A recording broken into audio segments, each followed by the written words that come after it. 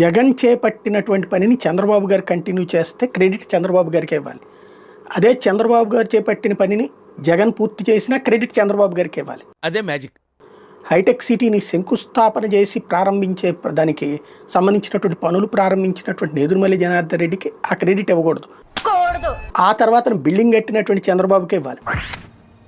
ఆ తర్వాత అసలు అదంతా పూర్తి చేసినటువంటి రాజశేఖర రెడ్డికి కానీ ఆ తర్వాత ఉన్నటువంటి వాళ్ళకి ఇవ్వకూడదు.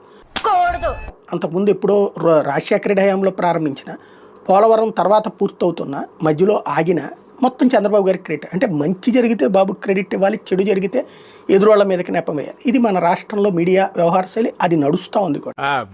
ఆ మనుషులు మారండి. జగన్ టైంలో పోర్టులు రాష్ట్ర వ్యాప్తంగా వివిధ పోర్టుల నిర్మాణం అన్నటువంటిది జగన్ ప్రారంభించింది. 20,000 కోట్ల రూపాయలు దానికి ఒక కార్పొరేషన్ పెట్టేసి అప్పు తీసుకుని మరి ఏ ప్రైవేట్ సంస్థకి ఇవ్వాలి. ఆ పోర్టులన్నీ ప్రభుత్వ రంగంలోనే ఉంటాయి. పోర్టులతో పాటుగా ఫిషింగ్ హార్బర్లు 3 రకాల వాటిని ముందుకు తీసుకొచ్చాడు. ఎందుకంటే మనది విశాల సాగర తీరం, దాన్ని సద్వినియోగం చేసుకుంటే బోలెడంత ఆదాయ వనరు అదే. అందుకని port based economy, blue economy అని దానికి పేరు కూడా అనమాట. దాని మీదకే దృష్టి సారించాడు. అప్పుడు దాన్ని తప్పుడు ప్రచారాలు చేసినటువంటి మీడియా ఇవాళ వచ్చేటప్పటికి చంద్రబాబు గారు అదంతా పూర్తి చేస్తున్నారంటే 50 కిలోమీటర్లకు ఒక పోర్టు అన్నటువంటి వార్త, మొత్తంగా 20 పోర్టులు అందుబాటులో తేవాలన్నది ప్రభుత్వ ఆలోచన. ఇది జగన్ ప్రభుత్వ ఆలోచన బాబు ప్రభుత్వం కిందకి రాసుకురావడం అనేది గొప్ప విశేషం.